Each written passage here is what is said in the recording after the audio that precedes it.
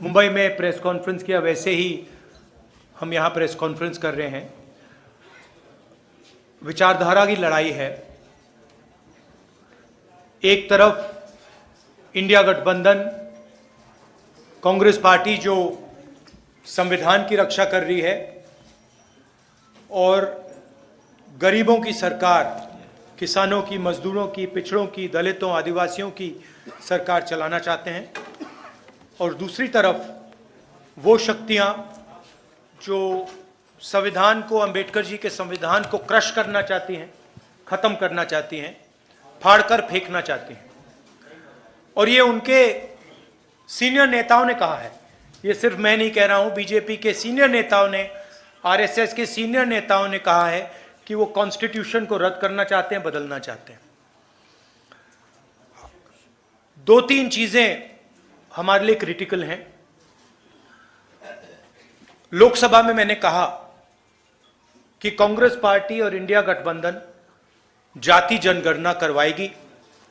हम ये पता लगाना चाहते हैं कि इस देश में पिछड़े वर्ग के कितने लोग हैं, दलित कितने हैं, आदिवासी कितने हैं और उनकी भागीदारी कितनी है, कौन सी संस्थाओं में उनका पार्टिसिपेशन है, कॉरपोरेट इंडिया में क्या पार्टिसिपेशन है, जुडिशरी में क्या पार्टिसिपेशन है।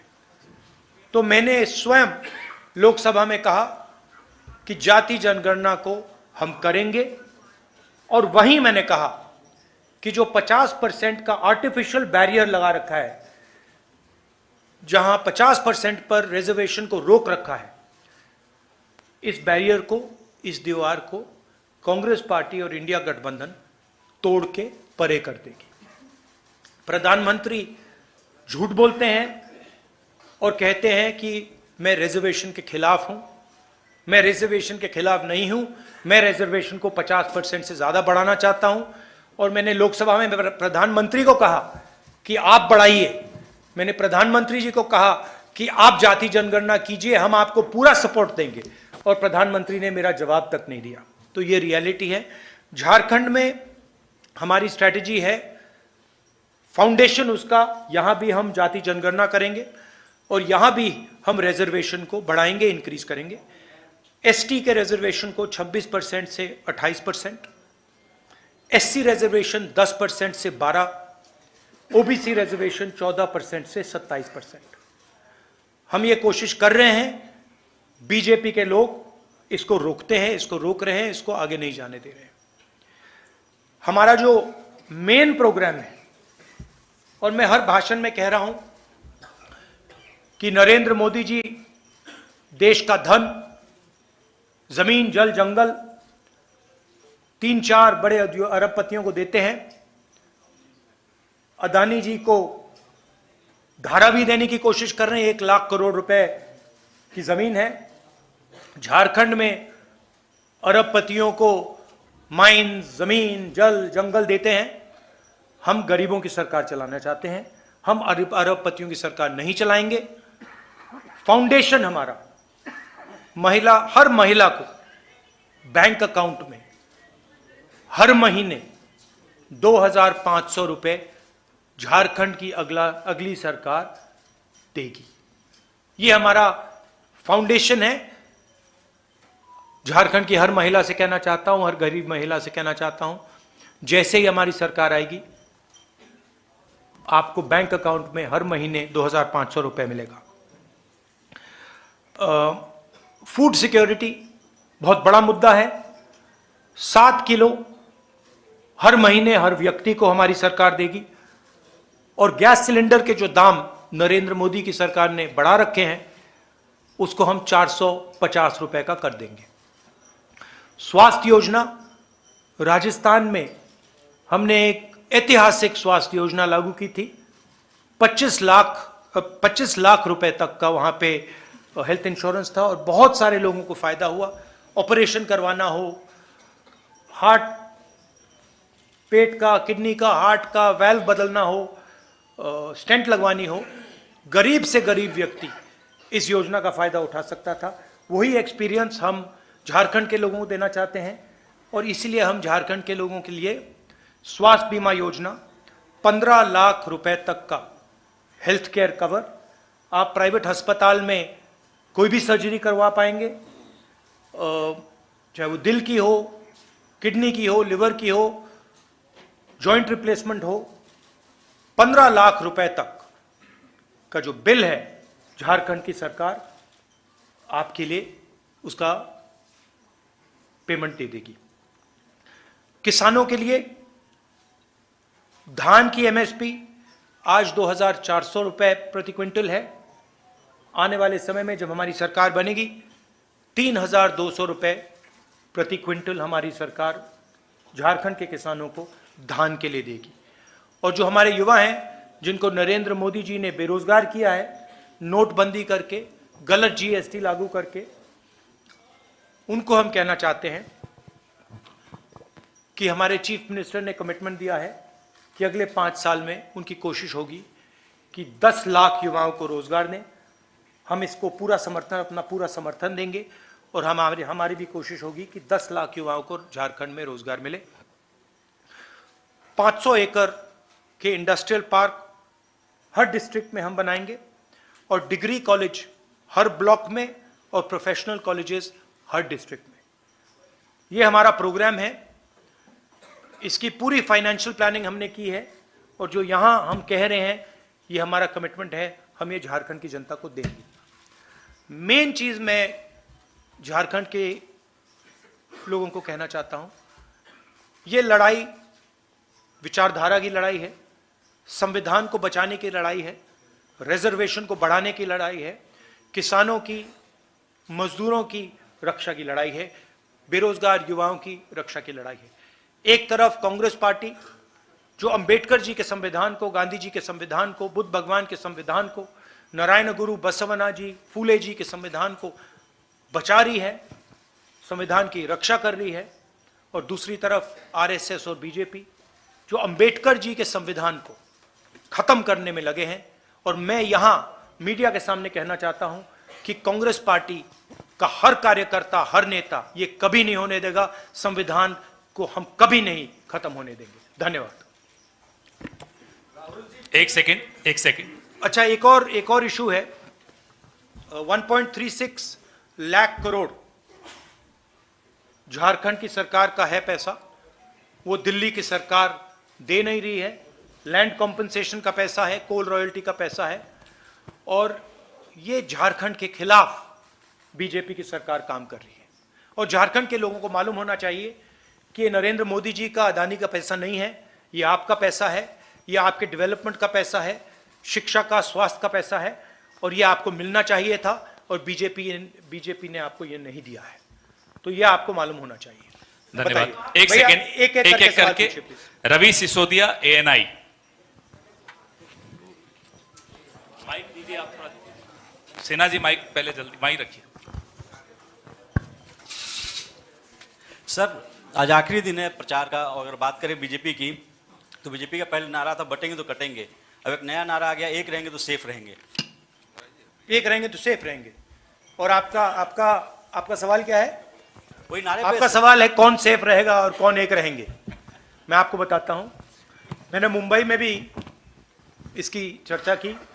हमने, आप पता नहीं आपने देखा, हमने वहां पे पूरा नारा समझाया, सेफ दिखाया, और सेफ के अंदर धारावी का मैप था। नरेंद्र मोदी जी का कहना है कि अगर अंबानी जी और नरेंद्र मोदी जी, अमित शाह जी एक रहेंगे तो वो सेफ रहेंगे। ये नारा है उनका। पूरा देश जानता है कि सरकार अदानी जी के लिए चलती है। आपकी जमीन, आपका जल, आपका जंगल, आपके एयरपोर्ट, आपके पोर्ट, ये सारे के सारे नरेंद्र मोदी जी अदानी को देते हैं। कांग्रेस पार्टी गरीबों की सरकार चलाती है। हम रिजर्वेशन की बात करते हैं, हम विकास की बात करते हैं, बेरोजगारी की बात करते हैं, जाति जनगणना की बात करते हैं। तो ये क्लियर है, लड़ाई विचारधारा के, दो विचारधाराओं के बीच में है। हम कॉन्स्टिट्यूशन को बचा रहे हैं। कॉन्स्टिट्यूशन में कहीं नहीं लिखा कि एक व्यक्ति को हिंदुस्तान के सारे एयरपोर्ट दिए जाए, एक व्यक्ति को झारखंड की जमीन जल जंगल दिया जाए, कहीं नहीं लिखा कॉन्स्टिट्यूशन में। तो ये लड़ाई है। विनोद ओझा, दैनिक भास्कर। नमस्कार राहुल जी, आपसे ये पूछना है कि पिछली सरकार ने मतलब जेएमएम ने ये घोषणा की थी अपने अपने कहां दिख नहीं रहा है मुझे।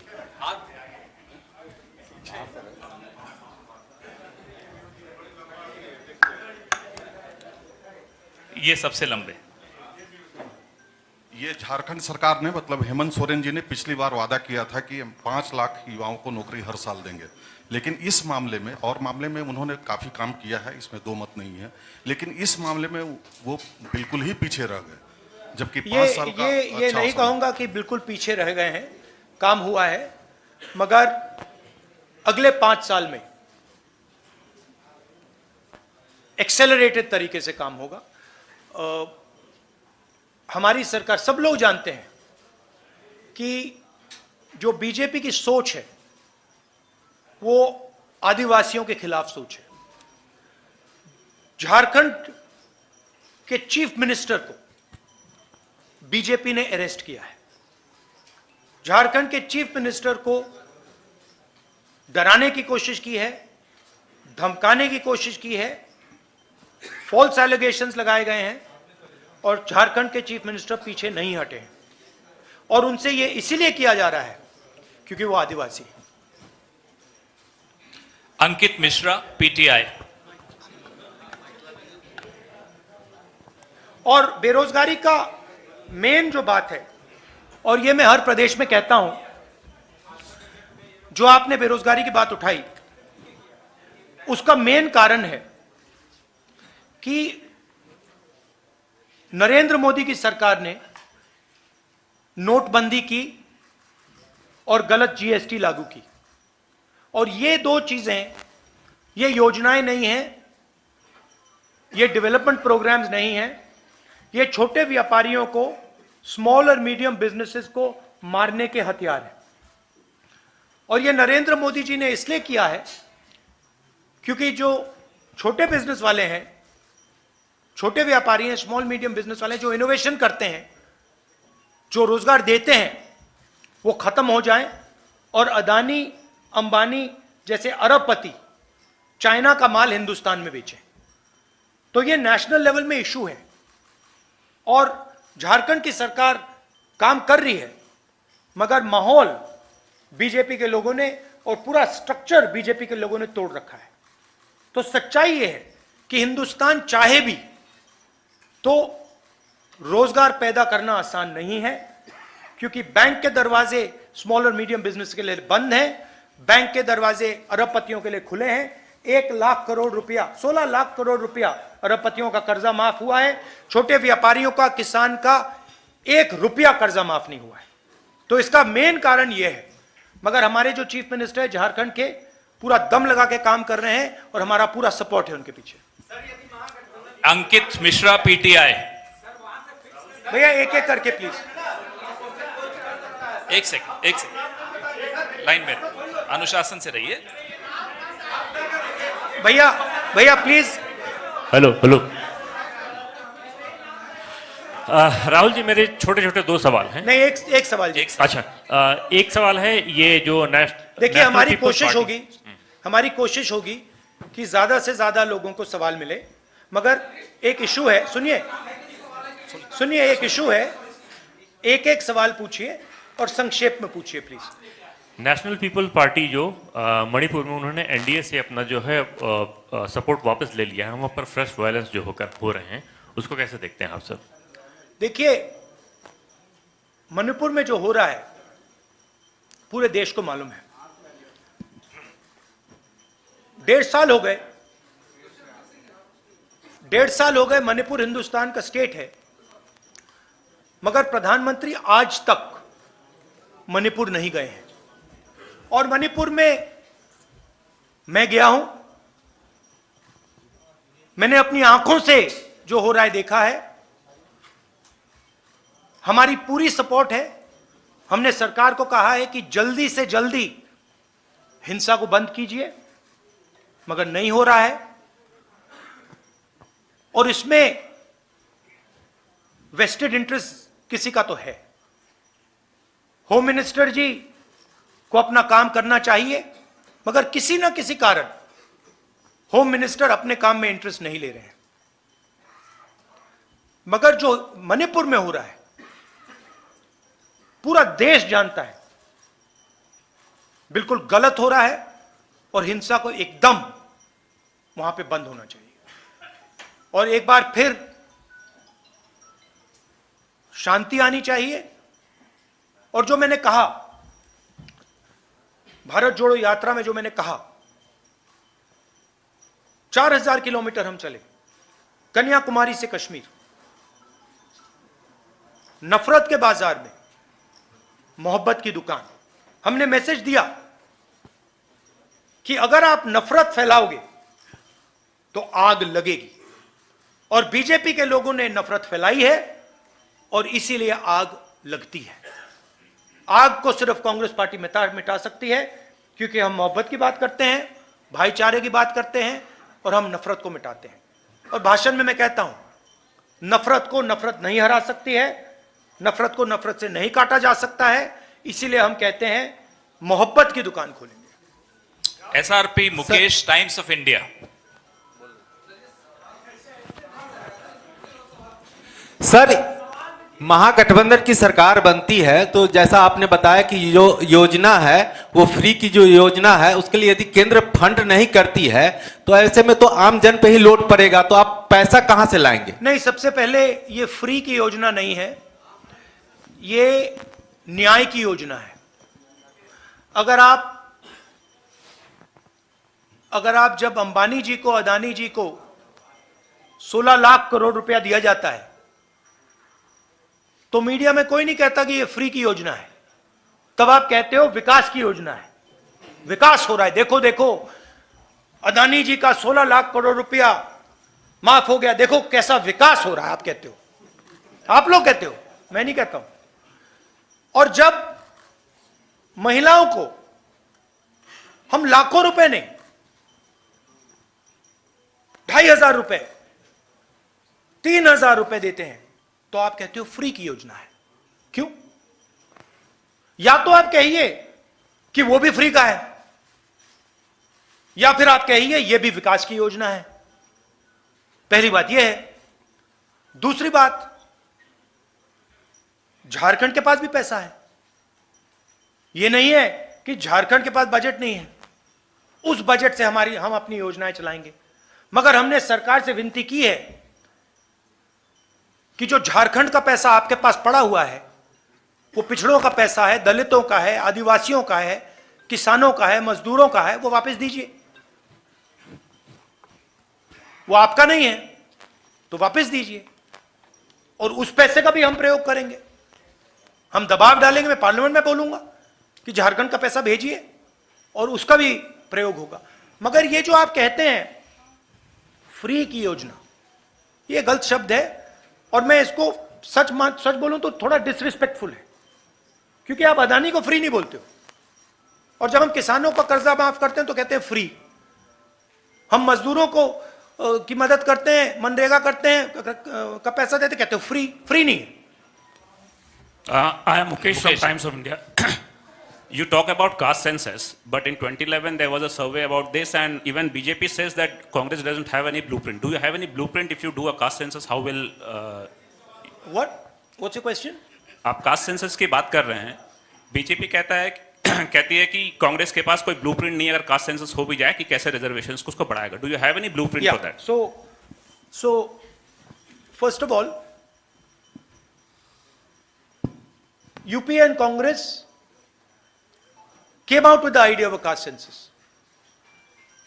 and I consider it a mistake that we did not implement it then. I consider it a mistake. We have a government in Telangana and we have a government in Karnataka. We are doing a detailed exercise, a public exercise, where we are having a conversation with different stakeholders in Telangana, and we are preparing the questions of the caste census through a public discussion. We have a very clear vision for the caste census.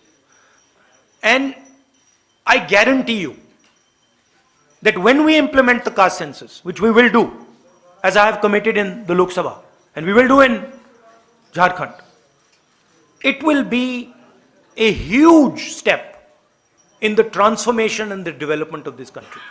What is the blueprint and what is the idea? It's a beautiful idea. The idea is that today, 50%, approximately 50% of our population is from the OBC community. Approximately 15% is from the tribal, from the Dalit community, who have been disrespected for thousands of years, who have been called untouchables for thousands of years. And then there is the Adivasi community, 8%, who the BJP is trying to call Vanvasis. They are not Vanvasis, they are Adivasis, right? Now, the problem is that these people do not have access to power. In fact, if I look at my media friends, look at the media companies, look at the owners of the media companies, there are no Adivasis, there are no Dalits, there are no backward caste people. It's the same in the judiciary, it's the same in the government. You look at all the senior positions in the government, you will not find an Adivasi, you will not find a Dalit, you will not find a backward man or woman. Right? So what are we going to do in the caste census? First of all, we're going to find out exactly what is the population of these communities. What is the population of Dalit community, tribal communities, OBC communities, different communities within these communities. Then we are going to do an institutional survey. So then we are going to say, okay, now what is the participation of these people in the government of India, in the institutions of India, in institutions like the Fourth Estate, media, corporate India. We're going to check where are these people. Do they actually exist? Do they have power? We are also going to check how much of India's wealth is controlled by the Adivasis. How much of India's wealth is actually in Adivasis' hands? How much of India's wealth is actually in backward OBC communities' hands? How much of India's wealth is in Dalit hands? And then we will have a blueprint. We will have what in the 21st century is called gold data. We will have the data with which to make accurate, precise decisions. We will know that when 16 lakh crores are forgiven for 25 businessmen, that is money that has come from GST, that there is not a single OBC, not a single Dalit, not a single tribal person who got that money. This will become transparent, clear, it will be beautiful. Every person in India will know what access I have to power. How is the wealth distributed? Who has it? Right? When you go to a doctor, when you have an injury, you go to a doctor and he says to you, I think your leg is broken. Let's do an X-ray. What is he doing? He's getting data on your leg. He's checking, is there actually a break? Where is that break? And then once he's seen the break, he can apply medicine, he can do treatment. Caste census is going to give us the data to think about development in India effectively. And we have spent hours and hours and hours and hours coming out with the blueprint. We have it. So, and the BJP people have no idea even how to do this, even if they wanted to do it. Rahul ji, मैं नीतीश संजय हूँ India Ranjan, TV follow से। up. Rahul ji, Sanjay Ranjan. Sorry main बात हिंदी में, क्योंकि मैंने अंग्रेजी में सवाल अंग्रेजी में पूछा था, तो मैंने अंग्रेजी में बोल दिया, हिंदी में भी बोलना है। नहीं चलेगा, बोलना है। देखा ना आपने वो थोड़ी मतलब मीडिया वाली बदमाशी शुरू कर दी। एनडीटीवी क्यों? एनडीटीवी हाँ वही था, एनडीटीवी है। पकड़ लिया देगा? नहीं, एनडीटीवी नहीं चाहता कि मैं हिंदी में बोलूं। जाति जनगणना की बात अंग्रेजी में बोलिए। नहीं, देखिए, इन्होंने हमसे पूछा कि जाति जनगणना का ब्लूप्रिंट क्या है, तो मैं बताना चाहता हूं। देखिए, तेलंगाना में और कर्नाटक में हमारी सरकार है और वहां पे हम जाति जनगणना के कॉन्सेप्ट को डेवलप कर रहे हैं। तेलंगाना में हम जनता के साथ डिस्कशन करके जो हमारे कास्ट सेंसस में सवाल जाएंगे वो सवाल हम डेवलप कर रहे हैं और बहुत बेहतरीन सजेशंस आ रहे हैं, जनता से आ रहे हैं और हम लाखों लोग से डिस्कशन कर रहे हैं। जाति जनगणना का आइडिया मैं आपको बताना चाहता हूं, झारखंड के युवाओं को बताना चाहता हूं। देखिए, हिंदुस्तान में कम से कम 50% पिछड़े वर्ग के लोग हैं। कोई जानता नहीं कितने हैं।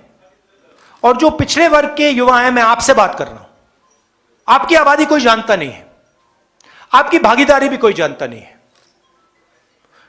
दलित 15% है, आपकी आबादी लोग जानते हैं मगर आपकी भागीदारी कोई नहीं जानता। आपका पार्टिसिपेशन कितना है, पावर स्ट्रक्चर में आप कितने लोग हो, कोई नहीं जानता। आदिवासी 8%, बीजेपी आपको वनवासी कहती है, इंसल्ट है, अपमान है आपका। आप 8% आपकी आबादी, भागीदारी कोई नहीं जानता। मगर जब मैं मीडिया के मित्रों को देखता हूं, कॉर्पोरेट इंडिया को देखता हूं, जुडिशरी को देखता हूं, प्राइवेट अस्पताल, प्राइवेट यूनिवर्सिटी, प्राइवेट कॉलेजेस, इनके मालिकों की लिस्ट देखता हूं, मुझे ना कोई आदिवासी दिखता है, ना कोई दलित दिखता है, ना कोई पिछड़े वर्ग का दिखता है। मीडिया के आप सबसे बड़े पत्रकारों की लिस्ट निकालिए, एंकर्स की लिस्ट निकालिए, वहां आपको आदिवासी नहीं मिलेगा, दलित नहीं मिलेगा, पिछड़े वर्ग का कोई नहीं मिलेगा। तो सवाल यह है कि 73% दलित आदिवासी पिछड़े लोग हैं और इनका हिंदुस्तान के पावर स्ट्रक्चर में कितनी जगह है, कितना पार्टिसिपेशन है, इस सवाल का हम जवाब निकालना चाहते हैं। मैं जानता हूं कि नरेंद्र मोदी जी ने 20-25 अरबपतियों का 16 लाख करोड़ रुपया कर्जा माफ किया है और मैं यह भी जानता हूं कि अगर हम उन कंपनीज के मालिकों की लिस्ट निकालें, उनकी सीनियर मैनेजमेंट की लिस्ट निकालें, जिन लोगों को करोड़ों रुपए की सैलरी मिलती है, उस लिस्ट में आपको एक दलित नहीं मिलेगा, एक आदिवासी नहीं मिलेगा, एक पिछड़ा वर्ग का व्यक्ति नहीं मिलेगा। मतलब हिंदुस्तान का उसमें रिप्रेजेंटेशन है ही नहीं। इसलिए हम जाति जनगणना की बात कर रहे हैं। इसलिए मैंने पार्लियामेंट हाउस में प्रधानमंत्री के सामने कहा कि देखिए, हम करेंगे, हम पता लगाना चाहते हैं कि 73% के पास कितनी भागीदारी है, कहां कहां हैं ये लोग। मनरेगा की लिस्ट में मिलते हैं, मजदूरों की लिस्ट में मिलते हैं, लाइन लगी हुई है। हम पता लगाना चाहते हैं हिंदुस्तान के पावर स्ट्रक्चर में कहां है। जाति जनगणना का यह कॉन्सेप्ट है और यह क्रांतिकारी कॉन्सेप्ट है। इससे हिंदुस्तान की राजनीति हमेशा के लिए बदल जाएगी। क्यों बदलेगी? क्योंकि 21वीं सदी डेटा की सेंचुरी है। डेटा जो 20वीं सेंचुरी में तेल काम करता था, उसको ब्लैक गोल्ड कहते थे, अब डेटा वो काम करेगा। ये सोने से भी मतलब कीमती चीज है। हम देश का डेटा निकालना चाहते हैं। हम पता लगाना चाहते हैं कि इन संस्थाओं में ओबीसी कितने, दलित कितने, आदिवासी कितने। हम पता लगाना चाहते हैं कि हिंदुस्तान में जो धन है, जो जीएसटी है, वो कहां जा रहा है, किसके हाथ जा रहा है। सिर्फ अरबपतियों के हाथ जा रहा है या गरीबों के हाथ जा रहा है, किसानों के हाथ जा रहा है, और ये कौन है। तो एक प्रकार से मैंने कहा, आप डॉक्टर के पास जाते हो, डॉक्टर एक्सरे लेता है, आपकी हड्डी का एक्सरे लेता है। वो क्या है? वो डेटा है कि भैया फ्रैक्चर है, कहां कहां फ्रैक्चर है, यह हम जाति जनगणना से करना चाहते हैं। जाति जनगणना का कॉन्सेप्ट मैं आपको बताता हूं, और जो ओबीसी युवा हैं, दलित, आदिवासी युवा और गरीब जनरल कास्ट के युवा, ये आपके लिए जरूरी है, माइनॉरिटीज के युवा, ये आपके लिए जरूरी है, समझना जरूरी है। क्योंकि ये सारे जो रास्ते बंद हो रखे हैं आपके लिए, जो बेरोजगारी फैल रही है, जो महंगाई बढ़ रही है, ये इसलिए हो रहा है क्योंकि आपका पूरा का पूरा धन 20-25 लोगों के हाथ में जा रहा है। छोटे व्यापारी, जैसे मैंने भी बोला, छोटे व्यापारी जो देश को रोजगार देते हैं, खत्म किए जा रहे हैं। तो ये हमारा लक्ष्य है। जाति जनगणना के बाद हर आदिवासी युवा को पता लग जाएगा कि हिंदुस्तान के पावर स्ट्रक्चर में आदिवासी कहां है। हर दलित को, हर पिछड़े वर्ग के व्यक्ति को पता लग जाएगा कि हिंदुस्तान के पावर स्ट्रक्चर में मेरा भाई कहां है, मेरा पिछड़े वर्ग का कौन कौन कहां है, सब ट्रांसपेरेंट हो जाएगा।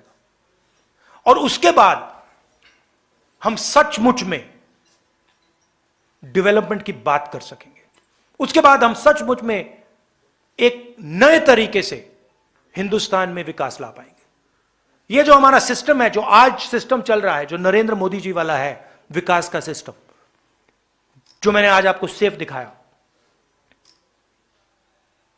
वो फेल हो गया, खत्म हो गया है। ये किसी काम का नहीं है। तो ये नेक्स्ट जनरेशन का जो डेवलपमेंट का पैराडाइम है, डेटा का पैराडाइम है, उसकी फाउंडेशन जाति जनगणना है। और हमने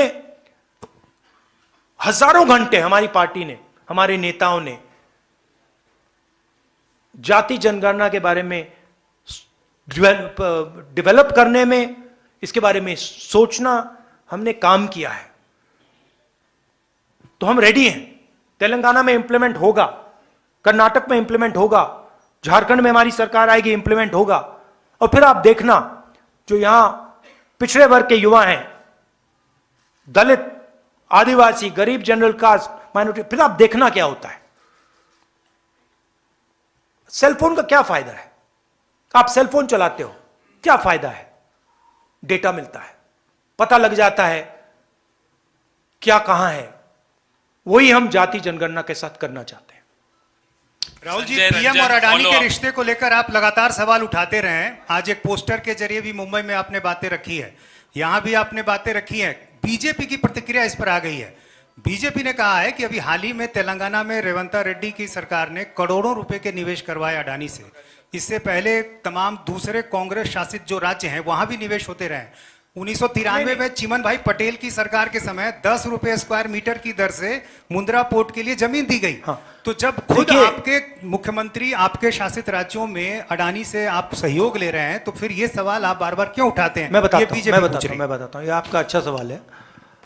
देखिए, एक चीज होती है ड्यू प्रोसेस, ठीक है?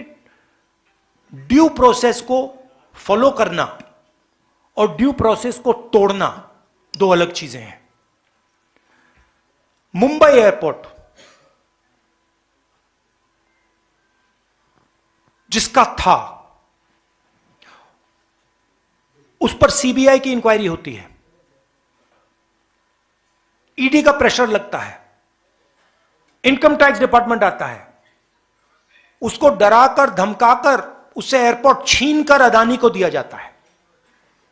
हिंदुस्तान के जो बाकी एयरपोर्ट्स हैं, दूसरे बिजनेसेस को कहा जाता है कि तुम टेंडर नहीं करोगे, उनको परे कर दिया जाता है। ये लोग आते हैं हमारे पास, हमें बताते हैं, एयरपोर्ट्स दे दिए, पोर्ट्स दे दिए, धारावी 1 लाख करोड़ रुपए की जमीन,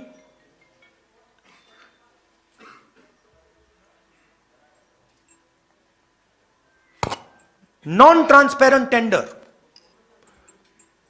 मैंग्रोव की जमीन जिससे पूरी मुंबई को नुकसान होगा, वो आप ले रहे हो, एक्वायर कर रहे हो। धारावी के लोगों से पूछा ही नहीं आपने, उनको धमका के डरा के निकाल रहे हो। ये ड्यू प्रोसेस नहीं है, ये चोरी है। हम ड्यू प्रोसेस के खिलाफ नहीं है। और हम ये भी एक्सेप्ट करते हैं कि हिंदुस्तान में बड़े बिजनेसेस हैं और उनकी जगह है, अदानी, अंबानी, टाटा, बिरला, इनकी जगह है, मगर हम ये नहीं एक्सेप्ट करेंगे कि सिर्फ इनकी जगह होगी। और हम ये बिल्कुल नहीं एक्सेप्ट करेंगे कि एक अरबपति को हिंदुस्तान का पूरा धन चोरी करके पकड़ाया जा रहा है। तो आप ड्यू प्रोसेस, ठीक है, जो ड्यू प्रोसेस है उसके हम खिलाफ नहीं है, मगर फेक प्रोसेस, धमकी, सीबीआई, ईडी, सरकार के एमएलएस को, अदानी जी कहते हैं, वो महाराष्ट्र में कहा जाता है कि राजनीतिक मीटिंग में जहां निर्णय लिया जा रहा था, महाराष्ट्र को गिराने का निर्णय लिया जा रहा था, उस मीटिंग में अमित शाह बैठे थे, उस मीटिंग में अदानी बैठा था। क्यों? अदानी जी महाराष्ट्र की सरकार को डिस्टर्ब क्यों कर रहे हैं? इसके खिलाफ है। लोगों ने एमएलए चुने हैं। आप करोड़ों रुपए देकर डेमोक्रेटिक प्रोसेस को तोड़ रहे हो।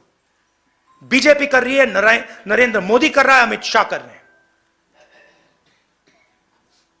एक है तो सेफ है का यही मतलब है, इसके खिलाफ है।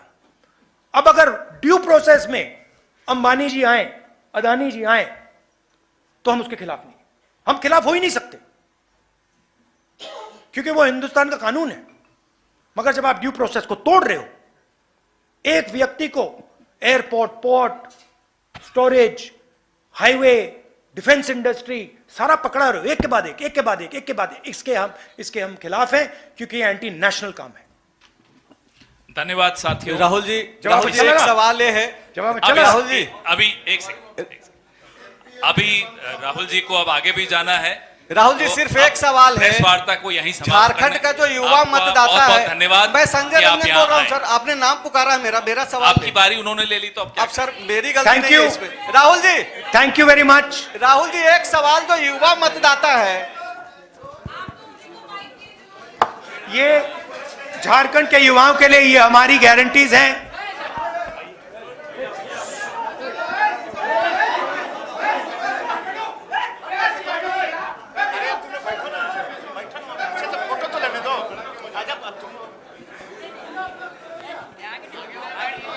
Thank you.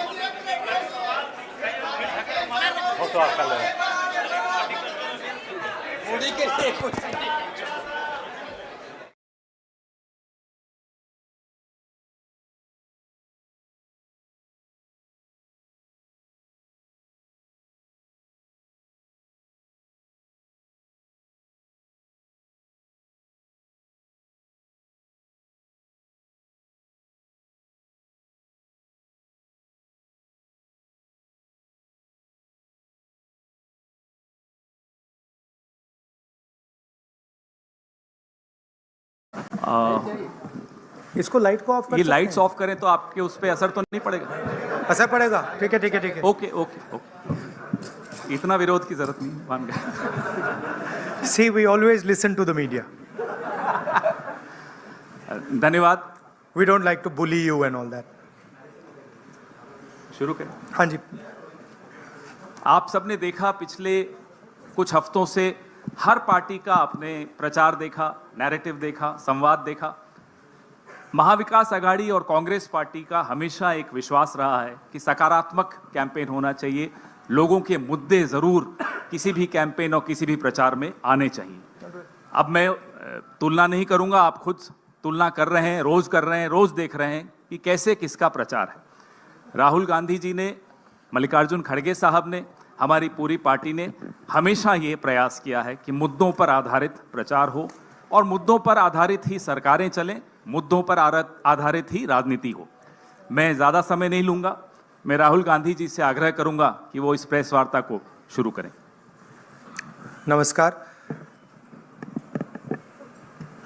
I'd like to welcome all of you here. Maharashtra का जो चुनाव है विचारधारा का चुनाव है और 1-2 अरबपति और गरीबों के बीच में चुनाव है। अरबपति चाहते हैं कि मुंबई की ज़मीन उनके हाथ चले जाए। एस्टिमेट है 1 लाख करोड़ का एस्टिमेट है। एक अरबपति को 1 लाख करोड़ रुपए देने की बात है। ये बैकग्राउंड मैं आपको दे रहा हूं। हमारी सोच है कि महाराष्ट्र के किसानों को, गरीबों को, बेरोजगार युवाओं को मदद की ज़रूरत है। रोजगार, महंगाई मेन इश्यूज हैं और हमने क्लियरली बोला है, हर भाषण में मैं बोलता हूं कि हमारी फोकस महिलाओं की मदद करने का है। 3,000 रुपए हर महिला के बैंक अकाउंट में हम डालेंगे। फ्री बस ट्रैवल होगा महिलाओं के लिए। किसानों के लिए 3 लाख रुपए तक का कर्जा माफ होगा। सोयाबीन के 7,000 रुपए प्रति क्विंटल। प्याज के किसानों के लिए fair price committee. Fair MSP कपास के किसानों के लिए। कास्ट सेंसस जो हम तेलंगाना में, कर्नाटक में करवा रहे हैं, वो हम महाराष्ट्र में करवाएंगे। हम जानना चाहते हैं और महाराष्ट्र की जनता को बताना चाहते हैं कि किसकी कितनी यहाँ पे भागीदारी है, कितना पार्टिसिपेशन है, किसकी कितनी आबादी है। हम चाहते थे कि दिल्ली सरकार इसको करे। पार्लियामेंट हाउस में मैंने साफ बोला है, नरेंद्र मोदी जी के सामने बोला है कि हम कास्ट सेंसस करवाएंगे। ये देश के सामने सबसे बड़ा मुद्दा है। तकरीबन 50%, एस्टिमेट है 50% पिछड़ा वर्ग है, उनकी कहीं पार्टिसिपेशन नहीं है, सरकार में नहीं है, कॉर्पोरेट इंडिया में नहीं है, मीडिया में नहीं है। 15% दलित हैं, 8% आदिवासी हैं, उनकी भी कोई पार्टिसिपेशन नहीं है। तो कास्ट सेंसस सेंट्रल पिलर है हमारी स्ट्रेटजी का। हमने पार्लियामेंट हाउस में मैंने कहा है 50% रिजर्वेशन की दीवार भी हम तोड़ देंगे। वो भी प्रधानमंत्री करना नहीं चाहते हैं। हेल्थ इंश्योरेंस का हमारा यहाँ एक स्कीम है जो राजस्थान में बहुत सक्सेसफुल था। 25 लाख रुपए का स्वास्थ्य बीमा गरीब लोगों को, किसानों को, मजदूरों को, बेरोजगार युवाओं को ऑपरेशन की ज़रूरत हो, दवाई की ज़रूरत हो, MRI की ज़रूरत हो, जो भी मेडिकल फैसिलिटीज़ की ज़रूरत हो, 25 लाख रुपए तक की फैसिलिटी हमारी सरकार प्रोवाइड करेगी। और फाइनल जो युवा हैं, जो नरेंद्र मोदी जी की पॉलिसीज़ ने, नोटबंदी ने, GST ने जिनको बेरोज़गार किया है, उनके लिए अनएम्प्लॉयमेंट अलाउंस 4,000 रुपए का मंथली और 2.5 लाख जो सरकारी नौकरियां हैं उनको हम कमिट कर रहे हैं कि उनको हम आपके हवाले करेंगे। तो ये हमारा प्रोग्राम है। मेन इशू वही है। एक तरफ अदानी जी खड़े हैं, धारावी पे निशाना है। महाराष्ट्र की जो धन है उस पर निशाना है। मुंबई के नेचर को चेंज करने का लक्ष्य है। और दूसरी तरफ हमारे किसान, मजदूर, युवा जो एस्पायर कर रहे हैं, जो सपना देख रहे हैं, जिनका सपना हर रोज़ महाराष्ट्र की सरकार तोड़ रही है। तो ये लड़ाई है। Thank you. एक एक करके मैं अभी बता रहा हूँ। एक मिनट, बिल्कुल। अभी आपने बड़ा अच्छा व्यवस्थित रखा। इससे पहले आप सवाल शुरू करें, राहुल जी से मैं आग्रह करूंगा कि आपके सामने कुछ और भी कुछ ऐसा दिखाएं। एक सेकंड, वो क्या था? व्हाट वाज द नारा दैट मोदी जी गेव? क्या है? एक है तो सेफ है। हाँ, यस, दैट वाज। ये देखिए, इधर लाइए भैया इसको।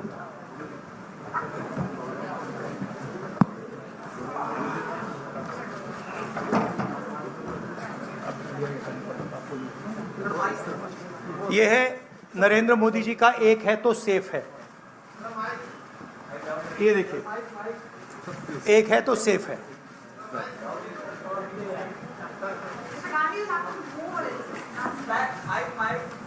Oh it's heavy. ये इसमें एक है तो सेफ है। ये नरेंद्र मोदी जी की महाराष्ट्र सरकार की स्ट्रेटजी है। हम आपको ये दिखाना चाह रहे हैं। मुश्किल खुलता है माहिर, ये पकड़िए, ये देखिए, एक है तो सेफ है, देख लीजिए, और ये स्ट्रैटेजी का लक्ष्य है, देखिए, एक है तो सेफ है, धारावी का मैप है, ये भी दिखा दीजिए, दूसरा पोस्टर दीजिए, ये 1 लाख करोड़ रुपए का धंधा चल रहा है। ये आप देखिए, हमारे प्रधानमंत्री जी और अदानी जी एक साथ खड़े हैं, एक हैं तो सेफ हैं, और ये लक्ष्य है। तो उन्होंने अपना नारा दिया है, हम उनका थोड़ा नारे को आपको समझाना चाहते थे। धन्यवाद राहुल जी। ये अच्छा, इसको पीछे रखेंगे। अच्छा, वो पोस्टर भी लगा लो साइड पर, पकड़ लो यहाँ, एक इस साइड पकड़ लो बस। हाँ, बताइए भैया। एक सेकंड, आलोक देशपांडे, इंडियन एक्सप्रेस। राहुल जी, आप हमेशा कहते आए हैं कि महाराष्ट्र के डीएनए में कांग्रेस है, तो जब से ये इलेक्शन का मुद्दा पूरे प्रचार में आपने देखा किस तरह से हमने एक पॉजिटिव नैरेटिव पर निर्भर किया, और जो एक सरकार या एक राजनीतिक दल की जिम्मेदारी होती है, दायित्व होता है कि उसकी भूमिका समाज में क्या रहनी चाहिए, उस दायित्व का पूरा ध्यान रखा गया। आज ज्यादा समय नहीं बचा, मैं श्री राहुल गांधी से आग्रह करूंगा कि वो प्रेस वार्ता प्रारंभ करें। नमस्कार।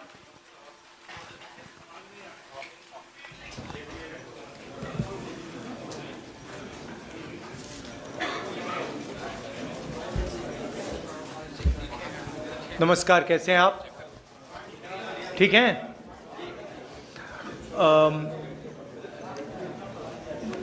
जैसे मैंने मुंबई में प्रेस कॉन्फ्रेंस किया, वैसे ही हम यहाँ प्रेस कॉन्फ्रेंस कर रहे हैं।